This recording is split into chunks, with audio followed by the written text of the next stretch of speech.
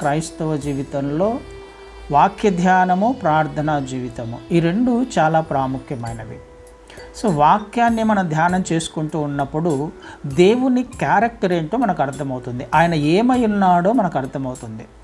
ఆయన శక్తి ఏంటో, ఆయన పరిశుద్ధత ఏంటో, ఆయన ఉగ్రత ఏంటో, ఆయన మంచితనం ఏంటో, ఆయన ప్రేమ ఏంటో, ఆయన క్షమాపణ ఏంటో మనకు వాక్యము ద్వారా బయలుపరచబడతాయి.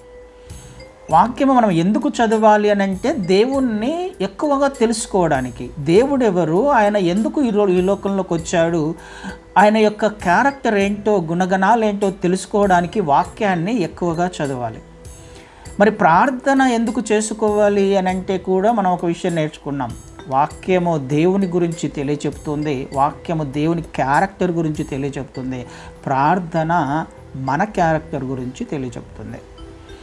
మన క్యారెక్టర్ ఏంటో మనకు అర్థమయ్యేలా చేస్తుంది ఈ ప్రార్థన.